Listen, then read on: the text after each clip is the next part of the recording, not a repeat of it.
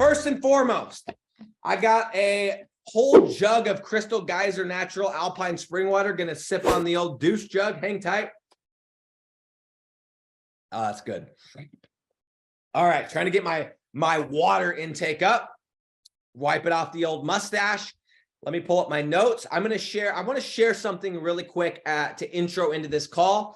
And I'm going to be bringing somebody on that you guys are going to relate to a lot, okay? What I want to just share really quick, it's going to be really brief, is something that I've been saying for the past couple weeks. I've shared a YouTube video about it. I talked about it on Making Hay with Dre, which is our show that we do on YouTube every single Monday at 10 a.m. And we will continue to do no matter where I'm at, no matter how I'm feeling. I will be doing it until the end of time. In 10 years, maybe you're watching this and it's 10 years from now and the year is 2033. And you're like, dog, this guy's still doing this. And maybe I still have blonde hair. Maybe not. Maybe I'm just completely bald and have a big old bushy beard. Who knows? But I've been saying something that I really, really believe, and that is life begins when you escape the rat race. Okay, now let me share what I mean by this. There is a game, and it is called Cash Flow. Man, I love this game. I want to play. In fact, I think I'm going to play this game tonight. I'm going to leave it on my desk and play this tonight. There's a game called Cash Flow, okay? It was created by Mr. Robert Kiyosaki himself, the author of Rich Dad, Poor Dad, okay? Amazing game. It's like $100 on Amazon. It's worth it, okay? The education you're going to get from that game is phenomenal. In this game and in the book, the whole premise of it is that we're all stuck in this rat race. It's also kind of like this whole concept of we're stuck in the matrix, right?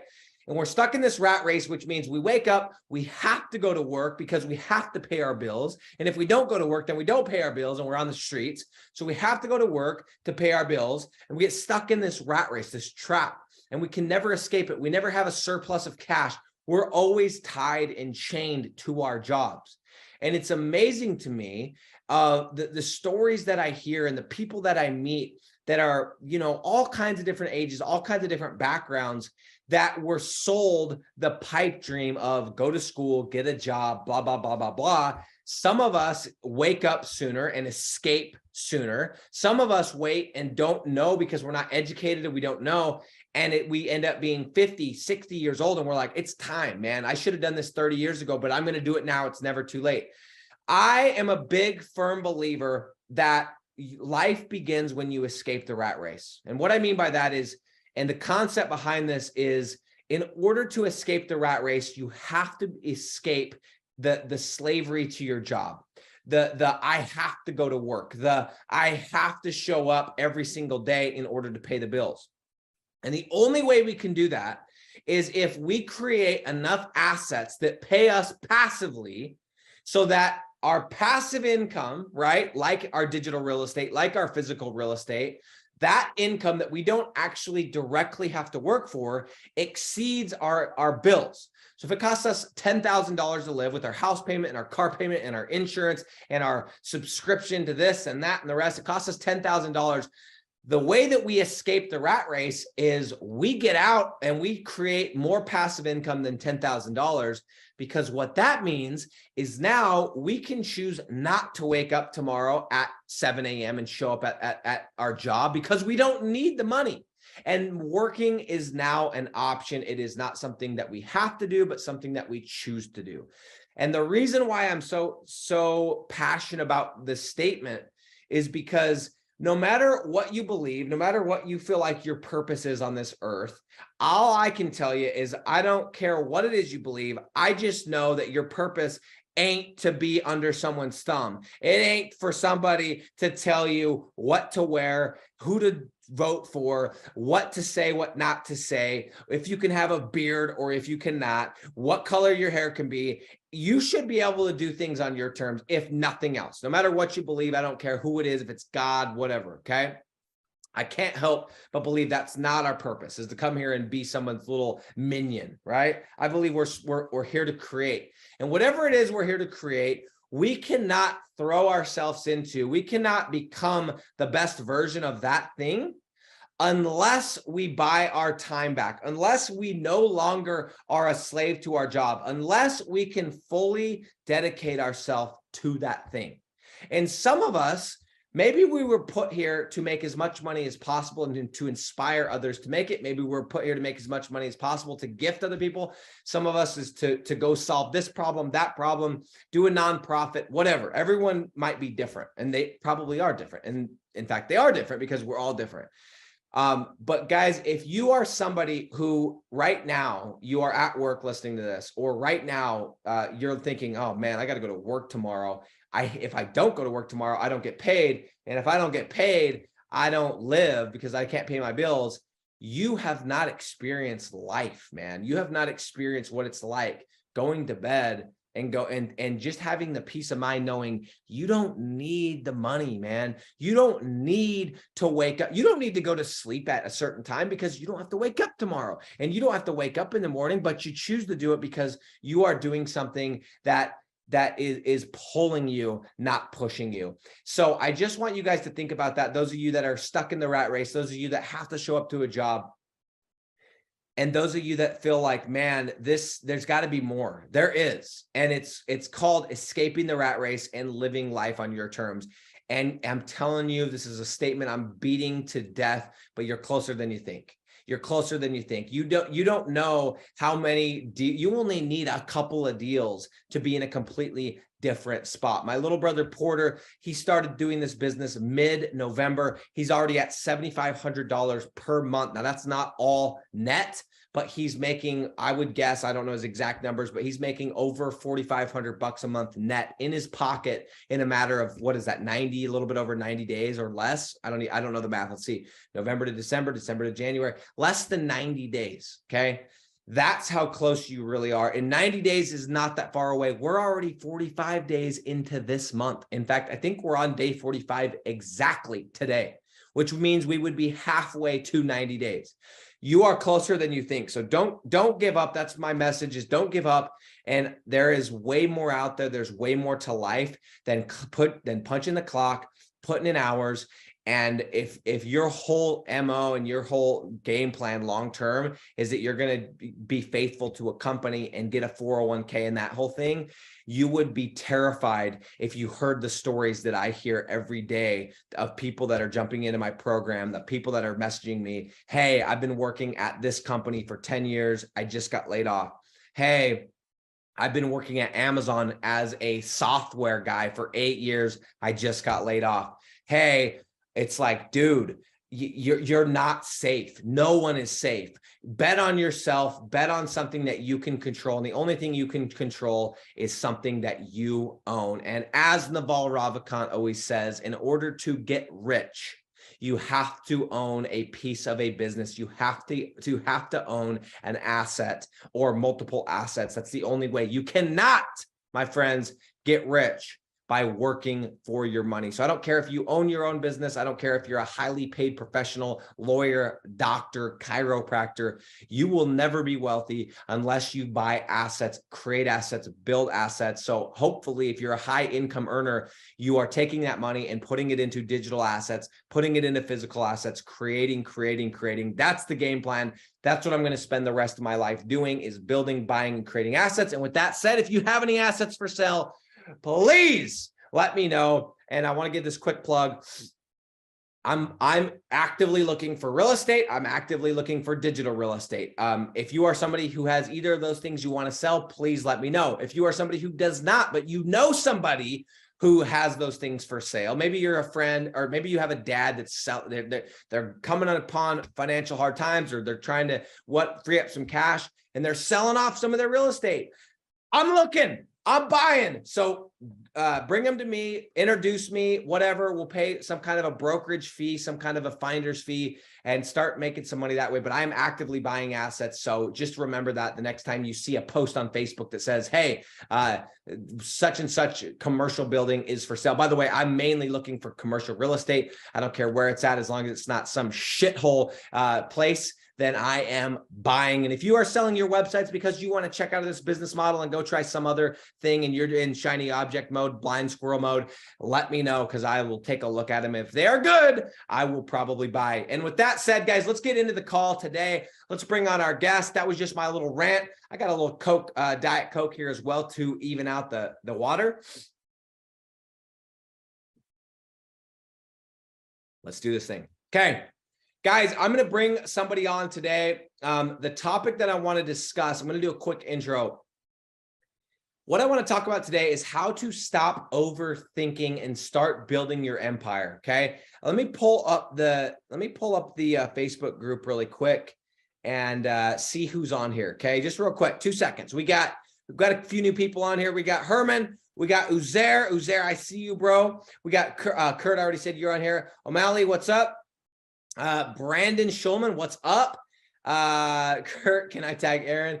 Donna, I'm finally building out my website next week, going all in this time. Amazing. Donna, great to have you on. Honar, what's up? Honar, we had a great call yesterday inside Digital Landlords. He is hustling. We broke down his experience and some of the things that he's facing, and he's going to be cranking out deals. I have no doubt in my mind. Honar, what's up, dude? Peter Glenn, what's up? Moza, my man from South Africa, bro. We need to catch up.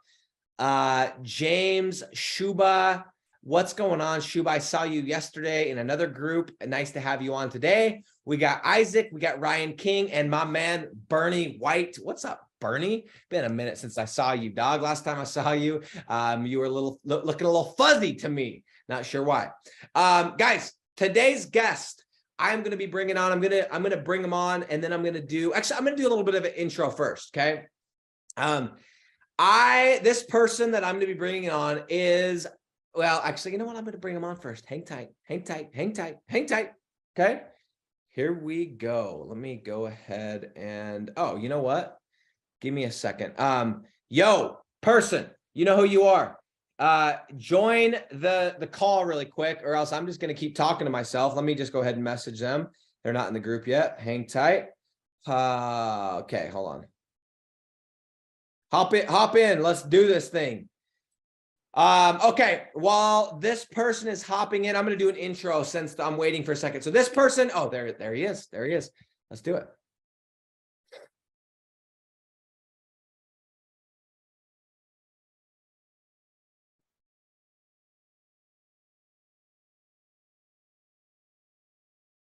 Hey, can you hear me?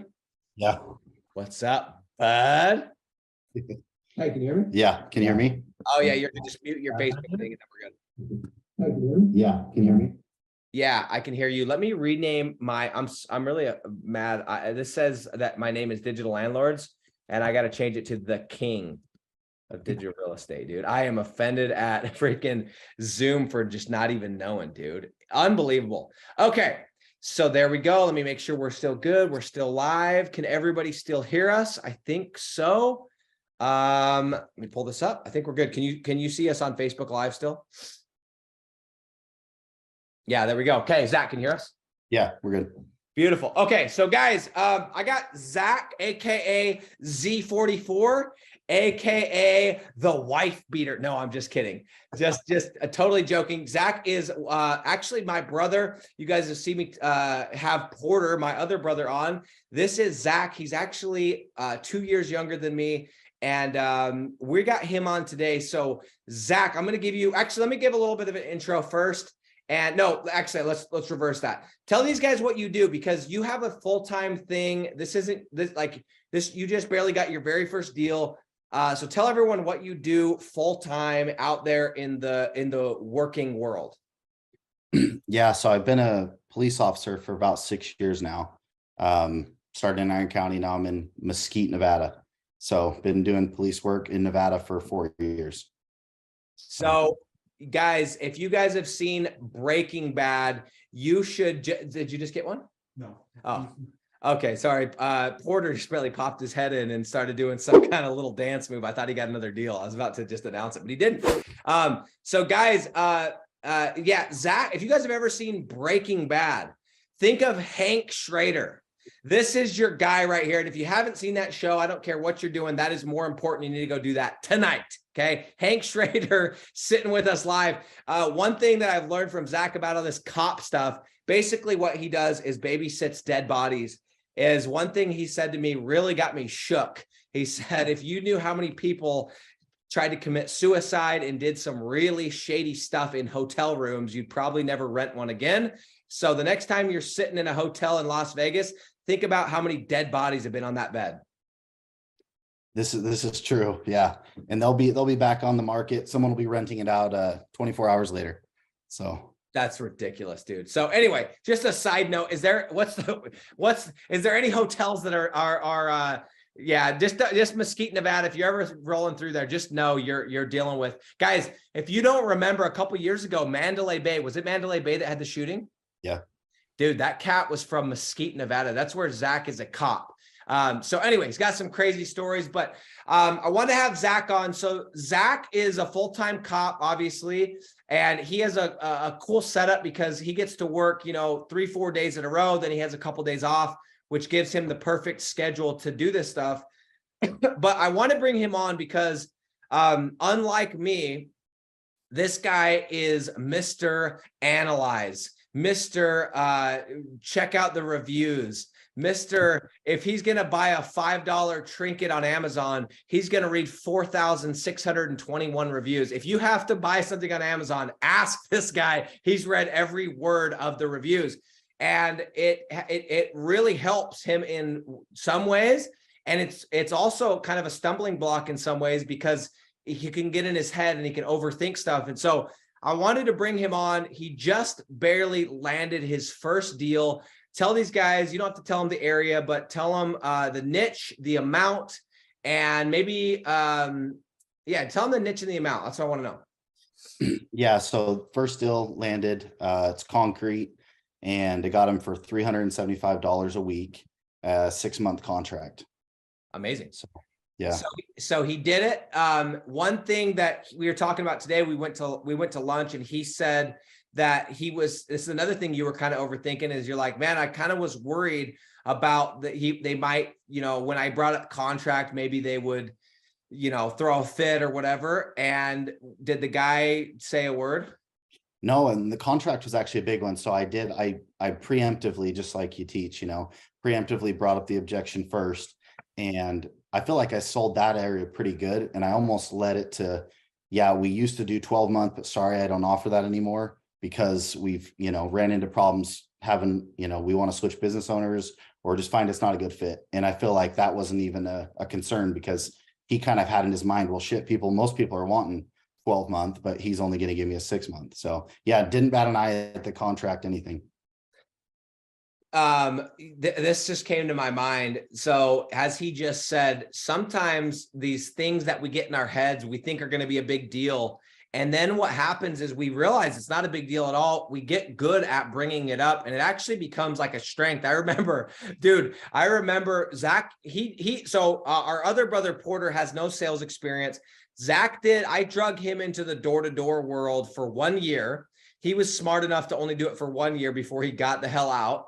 I wasn't, but I remember he would have people like cooking him dinner. He was like paying him money to install his system. He was playing the ultra. He is the king of the pullback right here, dating all the way back to his high school love life. So we won't get into that just yet, but it's coming. So stay on this call. So dude, tell us real quick, because I know the answer to this, but tell everyone, was the close harder, easier? Like, what did you think it was going to be like, and how was it actually like? Yeah. So that's the thing, just like you said, overanalyzing everything. So, I mean, I'm thinking what possible objections, everything that could have gone wrong with this call went wrong. Yeah. Tell them how everything, like it literally, all the things I'm like, hey, make sure to not do this. All of that stuff, it ended up happening because this business owner, just weird situation. Tell them all the wrong stuff so they can realize like, you don't got to overthink this stuff. Yeah. So I feel like I did most of the setup correctly, followed everything in the training, did the setup correctly. By the time I'm trying to get to this Zoom meeting, I had to do multiple pullbacks found out my business owner is just really shitty at answering his phone. Uh-huh. Try to get him behind a computer, doesn't have a computer. And so I'm like, okay, well, we'll scratch that. We're going to go with the phone. So try to get him on the call. He's 45 minutes late, jumps on the phone, hasn't watched my, the stuff that I've sent him because all he's got's a phone. Yeah, we finally get on the call and his microphone's not working. So I'm sitting here trying to read his lips. So finally I call him on the phone. So I got phone audio and then I'm using my Zoom meeting and it's just an absolute shit show. He's sitting at his house, his wife's in the background. Like it was just, yeah, if there's something could have gone wrong, it did. And I thought there was going to be some objections, especially where he was so bad at technology, he doesn't own a computer. I was thinking maybe the price was going to be the issue, but yeah, go through the whole thing, explained everything well to him and go to drop price. He kind of looked over at his old lady and I thought, oh shit, he's going to object to this. And he had been paying for Angie's leads. And we kind of talked about those. I harped a lot on what he's getting for those and how basically that's a waste, and dropped the price. And he had zero objections. I mean, all he had after was a question about the amount of leads that, I thought I could produce for him. So I was kind of shocked that he didn't have objections. And then I dropped, when he told me he was a MasterCard guy, I had to basically pick up my jaw off the floor. So that's the best part is and then what he's talking about for those that maybe are new to this call is one of the things that I always like to joke about is when you go for the close, instead of saying, hey, you want to do it and asking a yes, no, it's a terrible idea. You just assume the deal and say, hey, are you an Amex or Visa? Let me grab your card. Let's do this thing. Right.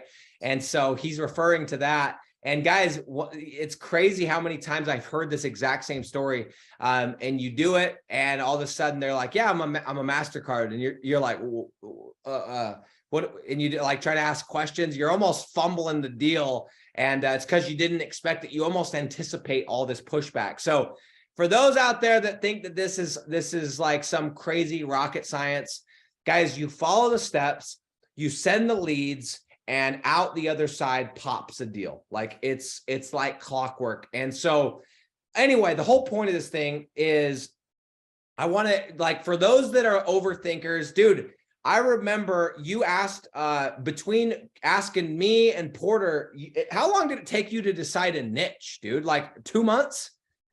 Yeah. Well, once I finally decided, it was a lot quicker, but I think I was telling you I was looking when really I was probably dragging my feet, overanalyzing, a little bit of self-doubt, that kind of stuff. Yeah. So once I actually started looking and did the training, I don't think it was, too difficult, but it was just actually pulling the trigger on this is what I need to do. And then I remember, but so you chose the niche and then it was like, well, then you kind of drug your feet. And I'm only sharing this like, because I know that the next deal, you're not going to overthink it as much. And it's part of who you are. And it can be really good. It can be really bad. But then when you chose the city, then it's like, oh, now we're overanalyzing this. And I remember you're like, what do you think about this? I'm like, I checked it out. I'm like, dude, it looks great. Send it, and you did. And lo and behold, you got a deal. So I think a lot of times those that are over analyzers is, yes, they're analytical, but like, I think you hit it perfectly. It's like a lot of times there's like that self-doubt.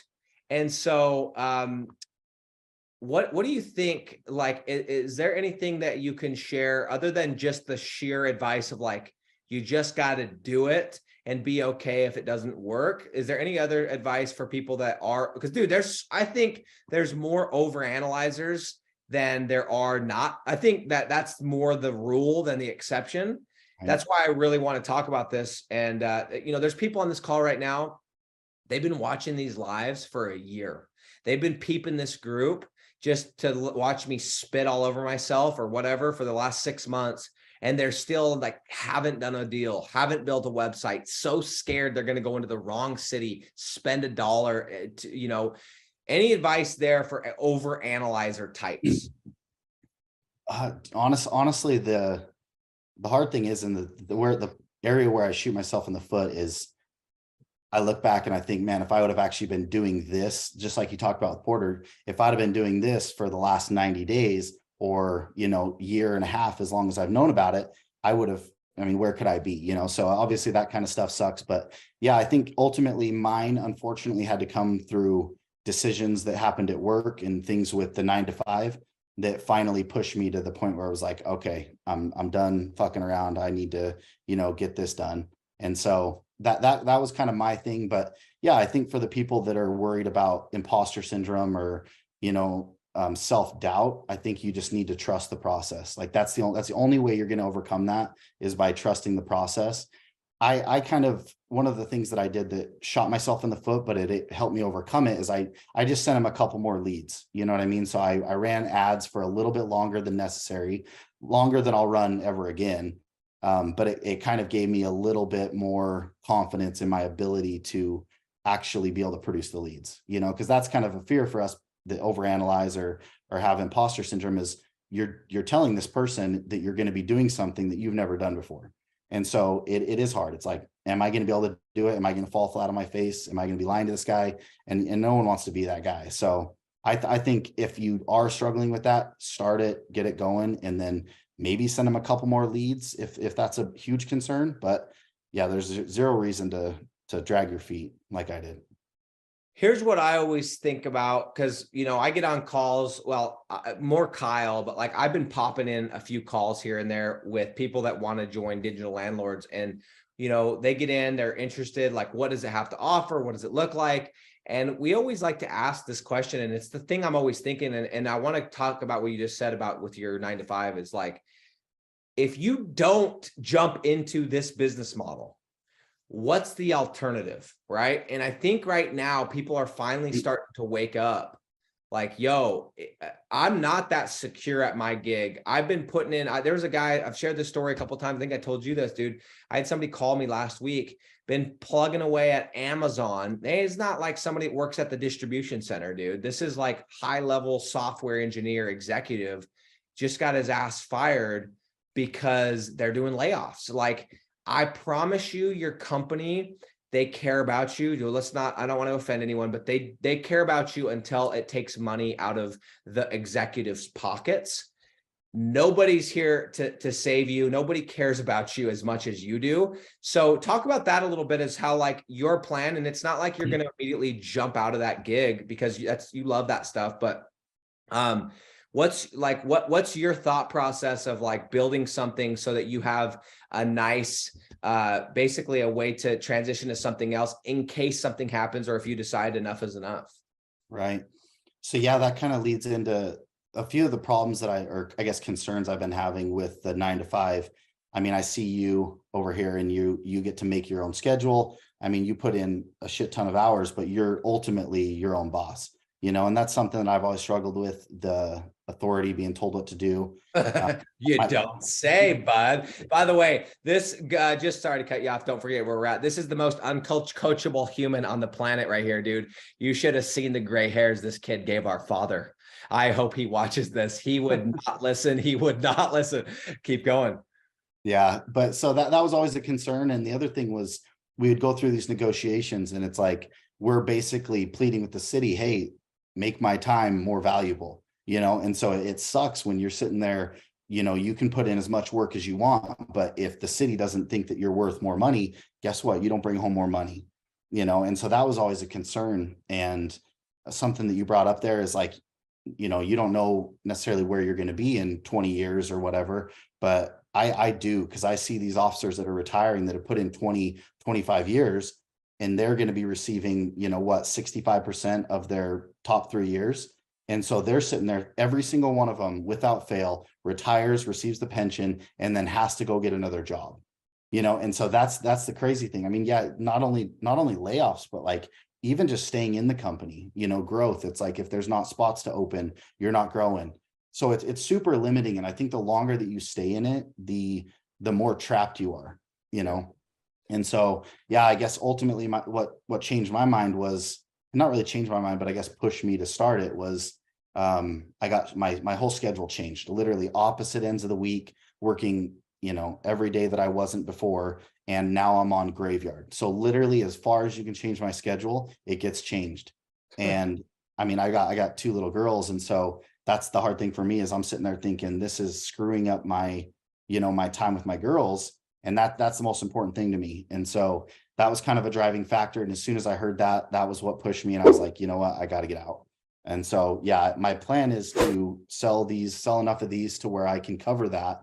And I have a good job. I get paid days off and everything like that. But your company, like you said, your company appreciates you and values you so long as it's not an inconvenience to them. But I promise you, realistically, they don't give a fuck about you. That's the truth of it, And you said something really good, and I want to highlight is whatever you're doing right now, if you want to see what that looks like, look at the people. You said, I'm looking at these people that are doing this, that retired. These are guys that are retired. Like, look at the people in your company. What are they doing right now after they're retired? What are the majority of them doing? Are they picking up second jobs? Are they barely eking by? Are they having to go package meat at the grocery store? It's like, dude, if you're gonna, this is my whole theory on anything in life, right? And there's that quote that they say on Lone Survivor, like, anything worth doing is worth overdoing. It's like, if you're gonna do it, if we have to work, I can't remember if it's like a third of our lives spent working, why not spend it with something that has the most upside? And with that, it also needs, and again, we talk about assets, we talk about something that pays us passively, something that we can continue to grow and that we can separate our time and money. Why would I spend my time that I can't get back trading my time for dollars instead of spending that time building assets that can stack and can pay me every single month? So anyway, I think that's the rule, not the exception. I think a lot of people in here have full-time jobs, and it's crazy, bro. You're still young. Are you 29, almost 30? Yep. 29 is gonna be 30 in May. And it's like, he's at least, and some of you guys like, man, that's not that old, dude. And I don't care if you're 60 and it's just occurring to you. Don't spend another day not like actively building assets, right? And that's what's cool about this model is we're not saying, hey, get out of this and start doing copywriting where you're just going to trade your time for dollars. Yes, you can set your own schedule. Yes, you can work from anywhere theoretically, but you're still trading your time for dollars. This is asset based. This is recurring. There's so many things that this model actually gets into. So no, that's super valuable, dude. And guys, by the way, here in just a second, we're going to be opening this up for Q&A. Those of you that are in 9-to-5s that have questions related to that, those of you that are overthinkers, analytical, that kind of a thing, any questions related to that, any general questions that you guys want to ask, get ready to fire those in. We're going to have a few minutes of Q&A. But yeah, so, okay, how are you able to, and I know you have kind of a cool gig because you get to work a few days, then you have a few days off. But the thing is, people don't realize, like Jeff, who's in our group, the firefighter, Jeff, if anyone knows him, it's like, yeah, you have 3 days, but dude, you have such bad hours that so you feel like sleeping the days that you're not working, right? So how do you get motivated? And I know it's really easy to let days and weeks slip by and you're like, crap, I haven't done it. But how do you get motivated to go and spend your time building something when you're like, man, I just did 40 hours in 3 days. I'm ready to take a break. Yeah. No, that's the big thing is, we have to have those schedules just because of what you're going through, how emotionally and physically taxing it is on the days that you're working. Like you said, by the time you get off, you're just freaking wanting to drink and not think about anything, you know what I mean? So that is a hard thing, but I will say once you get started and just tasting it and seeing a lead come in or a business owner on the hook, if as soon as you start progressing, it's addicting, it's the snowball effect. And so that was kind of the hard thing for me too, because like you said, days, weeks, they go by so quick. And I remember getting texts from you like, hey, where are you at with this? And I dread those texts because I'm like, I'm still sitting there with my thumb up my ass is what I'm doing.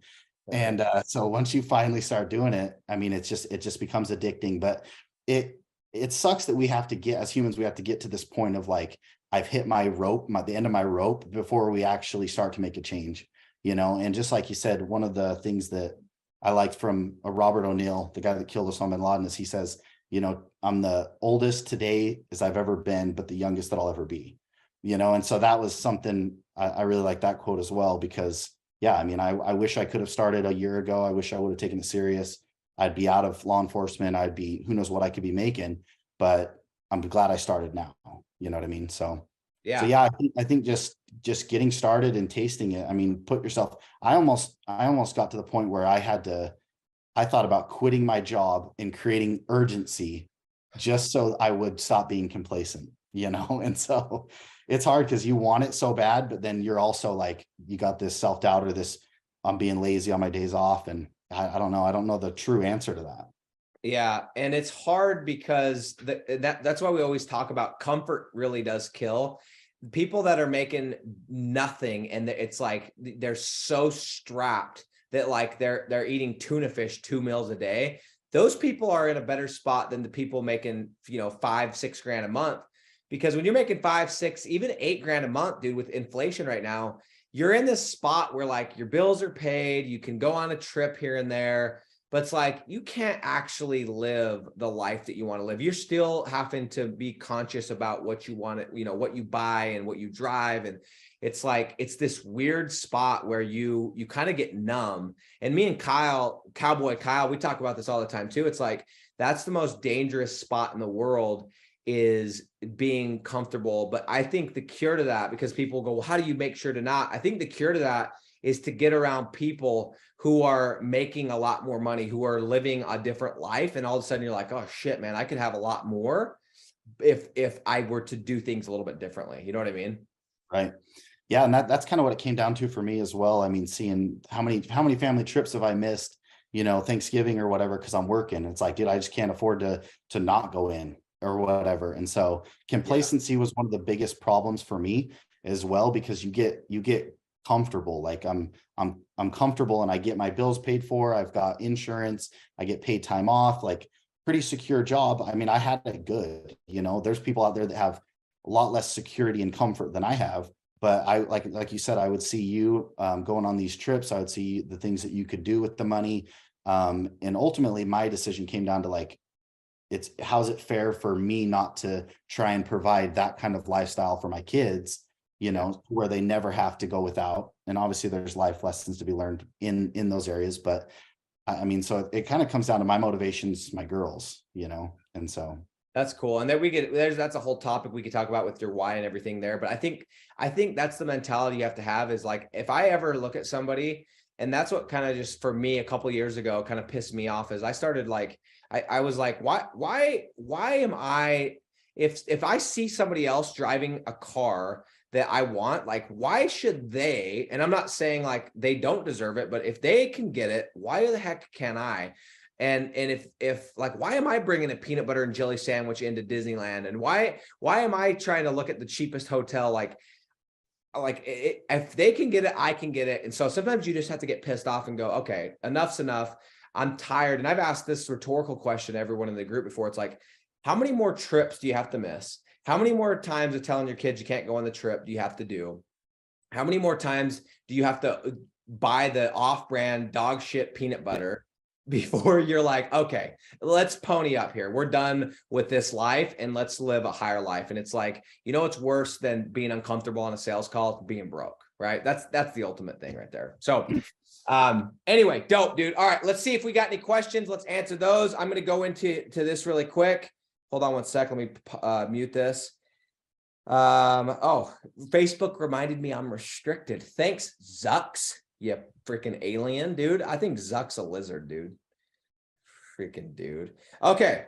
Let's see what we got here. Isaac says, by the way, guys, if you have questions, ask them now. And I'm going to ask the ultimate question. In fact, guys, the real question is, who is going to get to 50K quicker out of Porter and Zach? That's the real question. And I think Porter is actually at my house right now. Listen to this, probably just chuckling. Okay. Let's see what we got. Gentry Julian, what's up, bro? I haven't heard from you in a minute. Glad to see you in the group. He said the brothers magic. Amazing, dude. Todd Bonner. Okay. Isaac says, I'm super over analytical. I'm a business analyst, dude. Of course you are, bro. That's what you're paid to do. I'm a business analyst in my profession. How do you stay focused on the money-making actions and stop from going down rabbit holes? This is a great question for Zach to answer, because he is Mr. Rabbit Hole. I can't answer this because I'm not really like that. I'm just like, yep, just do it, and then I'll deal with the consequences later. And so I'm going to have you answer that question. But anyone that has any questions for Zach, me, or we could even pull Porter in here to answer a question. But if you have questions, Drop them in right now because we're going to be ending this if there's no questions. So Zach, how do you answer that? I'm over analytical. How do you stay focused on money making, aka sales actions, and stop from going down rabbit holes? Because I know you tend to do that. Oh yeah. So that's one of the things actually, you had originally sent me over to one of the groups that I'm sure a lot of these people have been in, or a lot of your, students have been in.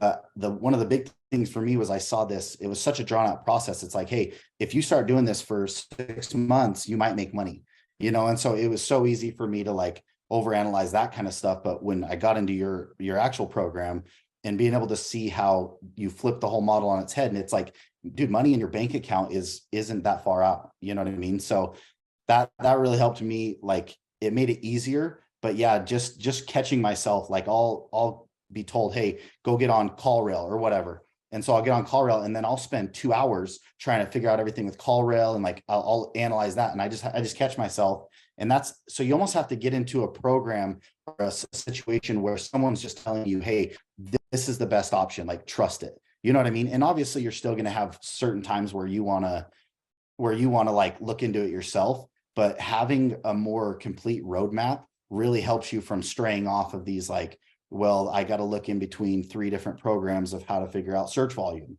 and so it's nice for an analytical person to have someone tell you, I've done it, this is what works for me. And you just kind of have to let your analytical side go to the wind, and it goes against everything you believe in, or your wiring, but it really helped to have a roadmap. So I'll make sure to Venmo you after for the plug. Thanks, bud.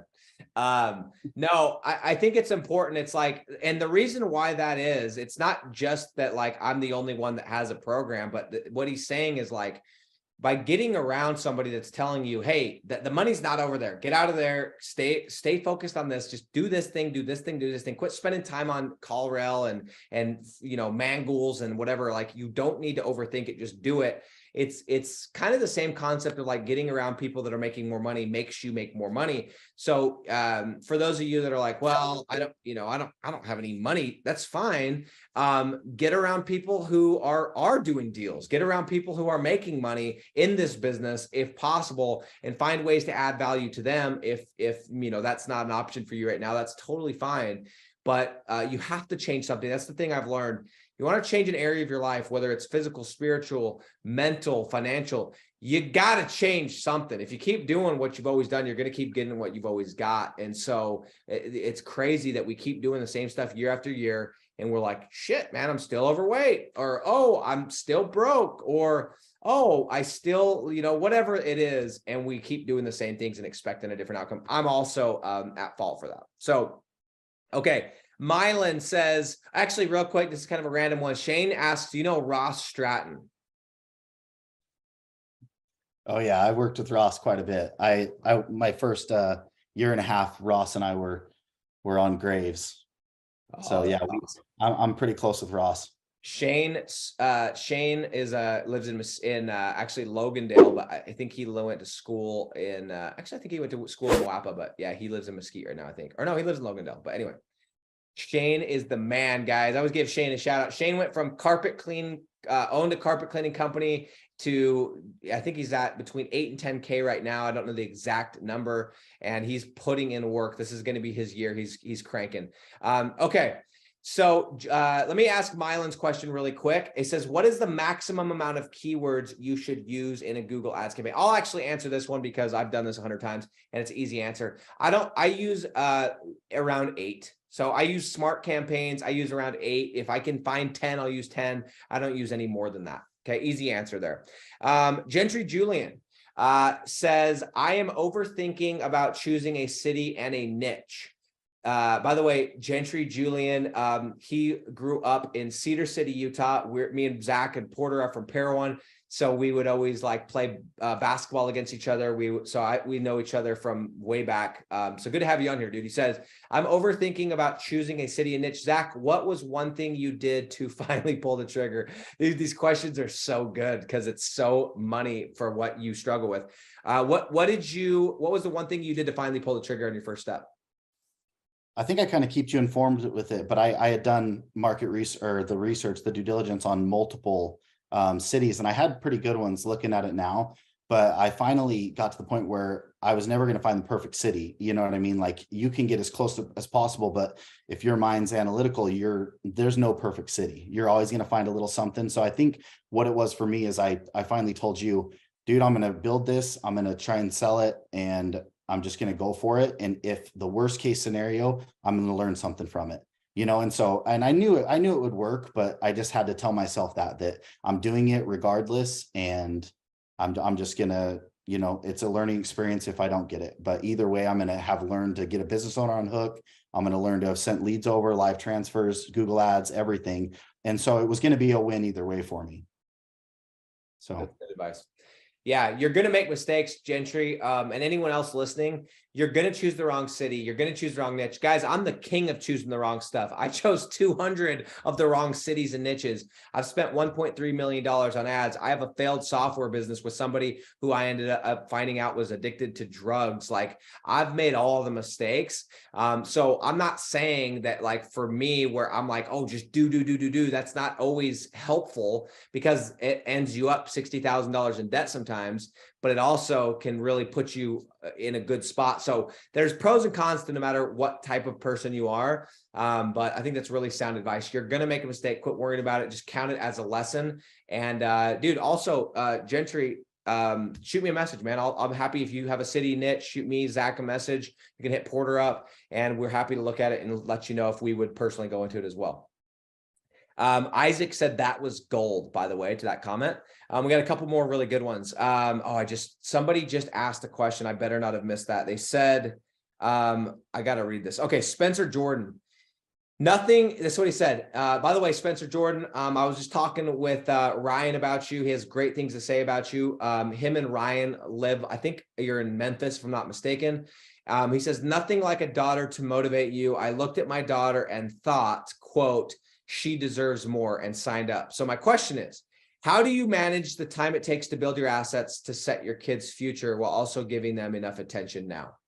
Yeah. How are you managing that with your kids and everything else? Because I know that, like, you're really good at spending time and being present with your kids. I'm not as much like that, but yeah, how do you do that? yeah, so I mean, to give a little preface to this, I have, as Nick would call it, baby mama drama. And so I get my kids every weekend, and I mean, it takes up a lot of time. But one of the things that helped me was listening to the book Win. I think it was Win. What's his other one? Who are you talking about? Who's this? The trainer for Kobe Oh, Bryant. Winning. Oh, you're talking about Winning. Oh, Tim Grover, Limitless. Yeah. So I think it was Winning. But anyway, he goes in there, or maybe it was an interview, and I'll find it and I'll send it to you. But I know exactly what you're talking about. This is a good story. Tell him. Yeah. He said his daughter basically, like, came to him one day and was like, hey, Dad, like, why are you always gone? Or can you stay? And Dad, he basically told him, like, I got to go do this so I can make money and build a future for us. And the daughter, like, goes and gets her piggy bank and, like, tries to give him money, and is like, hey, if I pay for, if I give you my money, can I have more time with you, basically, like, so you don't have to work so much. And that, like, really clicked with me, because that's the way I see it. I see it as, if I'm spending time working, it's me being a bad dad. But really, you have to think of a long term. I would rather bust my ass now, and there's a happy medium, but I'd rather bust my ass now and spend every second I can when they're asleep, when they're, even when they're here, get them playing, let them, do that kind of stuff, and getting the work done, because I'm trying to build a future for them. I think that you can do both is the thing. Yeah. So that's good advice. And that's a heart-wrenching story. It's what he said. I listened to further, like, an interview. I think I don't know who he was telling the story to, but he even said on the interview, he's like, I wish I could sit here and tell you that when she said that, I, unpacked my stuff and we went and got ice cream. He's like, but I didn't. I kept packing. And I think that's what you got to remember is, like, I think there is a happy medium. It's not like that, there's a happy medium. I'll just say that. And I'm not the guy to give advice, because I'm very not happy medium in anything. So that's why I think that was a good for you to answer, not me. Porter says, a good question. I like this one. He says, what was the most satisfying part about closing your business owner? I think the most satisfying part was getting rid of all the doubts I had before, so, like, as soon as you close that first business owner, all the doubts of like, is this possible? Can I do it? All that stuff. And of course you have new concerns coming forward, like, okay, now I got to start producing even more, keeping him, all that kind of stuff. But I think the most satisfying thing was knowing that, holy shit, all that work that I just did that I questioned myself on, I actually am capable of it. So it gets rid of all your doubts. It's such a dude. There's nothing that unfortunate part. You just got, that's the best deal you're ever going to get. No matter, dude, getting that first passive income. I'm here to tell you, it feels better. My first $100, because I used to do pay per lead and not flat fee when I was still a brokey and I didn't know what I was talking about and I didn't know what I was doing. That first $100 I made playing golf felt better than making $1 million. My first $1 million. There's something about it. So yeah, for those of you that are doubting and like, can I do this? Is it, you know, I see Nick doing, I see Zach, I see Porter, I see Ryan, I see Kyle, I see whoever it is. Once you get that first deal, it's like everything's eliminated and it's almost like, oh my gosh, there's not something wrong with me, right? So it's like that self-doubt, I think is how you put it. It's really good.